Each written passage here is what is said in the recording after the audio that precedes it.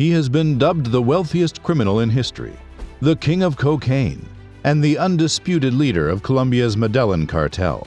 The dreaded Pablo Escobar was worth an estimated $30 billion when he died, and today that would have been worth $64 billion.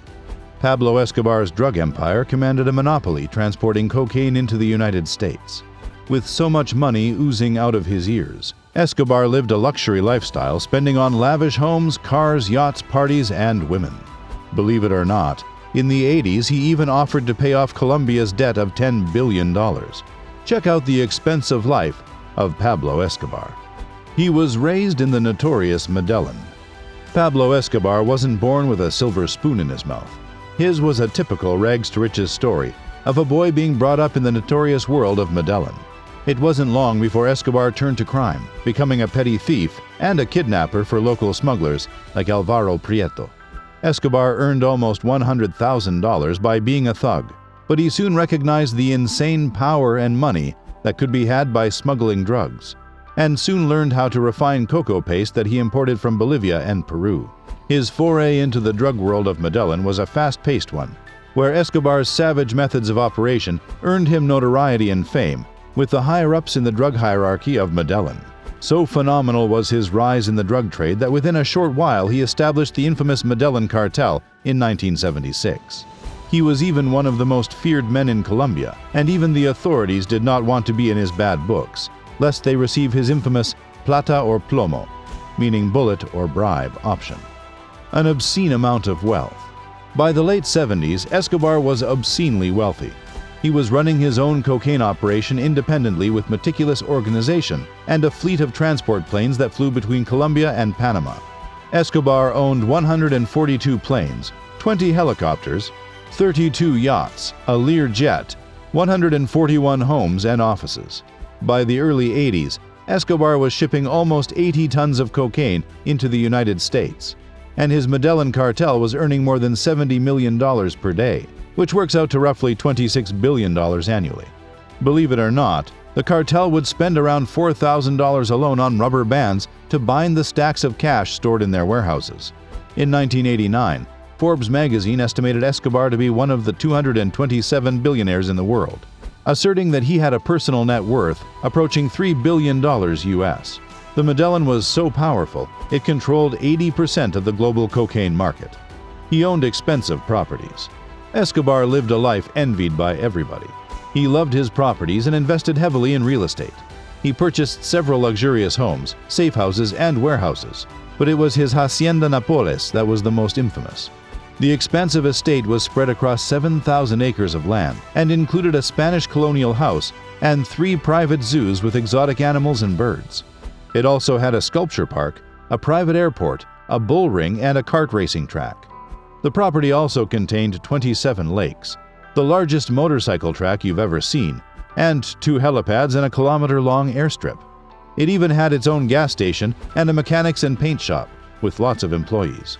The hacienda was a regular Playboy mansion that was valued at only $2.2 million by the Colombian government, who confiscated the property after Escobar's death.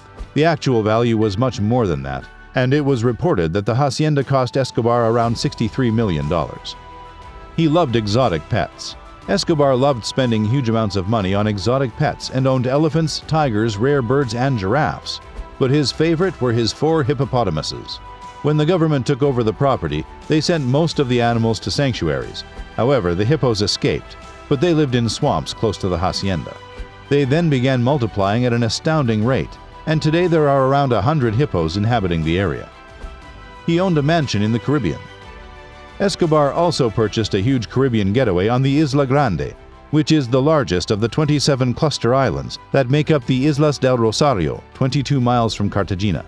The extravagant property was much like a drug-fueled Xanadu, which is in ruins today and is being reclaimed by nature. The giant complex featured a mansion, waterfront apartments, a palm court centered around an enormous swimming pool, and a helicopter landing pad. The main residence had more than 300 rooms for guests and party lovers, and it is said that Escobar spared no expense to make it look as luxurious as possible, right down to gold shower heads in the bathrooms. Escobar's playground resembled a strip from Miami's South Beach in the 80s. His huge U.S. home. If you think Pablo Escobar didn't really want to live in the US, then think again. He went on to purchase a 7,336 square foot pastel pink waterfront mansion on 5860 North Bay Road in Miami Beach, Florida. The property, that Escobar paid just $765,500 for, included a 4-bedroom mansion with a swimming pool that was built in 1948, which was later seized by the US government. When the property was purchased for $11 million by Christian de Berdoir, owner of the Chicken Kitchen fast food chain, he ordered a demolition crew to look for anything related to Pablo Escobar. The crew found several unusual holes in walls that were most probably used to store money, including a safe that had earlier been stolen, which was built into the marble flooring of the home. Safes were also discovered under the main staircase. It seemed Escobar stashed his money in every nook and cranny of his properties. The LA Catedral, his private prison. The most controversial of Escobar's properties was the one called the LA Catedral, that, believe it or not, was actually a prison that he had built for himself. Apparently, the US DEA wanted Escobar extradited to the US, but the Colombians brokered a deal after Escobar offered to remain under house arrest in a prison of his own making and guarded by his own bodyguards, who would act as prison guards. It sounds weird and hilarious, even a mockery of justice, but no one wanted to go up against Escobar. The result was the luxurious La Catedral. The facility included a nightclub, a sauna, a waterfall, and a soccer field. It also had telephones, computers, and fax machines. However, after Escobar tortured 2 cartel members at La Catedral, Colombian officials decided to move him to a less accommodating prison. Before they could come for him, Escobar promptly escaped in July of 1992. He loved vintage cars. Like anyone who has a huge amount of money to spend, Escobar loved collecting cars. But not just any cars. He loved picking up collector's items, like his 1972 Mercedes S600 Pullman that was a 0.3-liter V8 powered limo that was a style statement for all heads of state back in the day. It was no secret that Escobar enjoyed huge political clout, and at one time he had the Colombian government wrapped around his fingers so much so he fancied himself the unofficial president of Colombia, which is why the car. The Merc was destroyed during a bombing of his Medellin home in 1988 by the Cali cartel, but he had the blackened shell displayed in the front of his estate, the Hacienda Nápoles, as a sign of defiance to his foes. Escobar even purchased a typical Al Capone-style mobster's car, which was a 1928 Cadillac V8 town sedan. He was so eccentric that he wanted the car to look exactly like something that Al Capone would have owned, and that is a car riddled with bullet holes. Escobar is purported to have personally pumped lead into the side of the caddy to achieve the desired effect. Escobar also owned a 1978 Simca 1000, Porsche 935V, a 1964 Porsche 356, 1978 Renault, and his finest car, a 1974 Porsche 911 RSR. The vehicle came with pedigree papers and was one of just 15 in existence. In fact, this was the very F1 vehicle used by Emerson Fittipaldi in the inaugural International Race of Champions, IROC.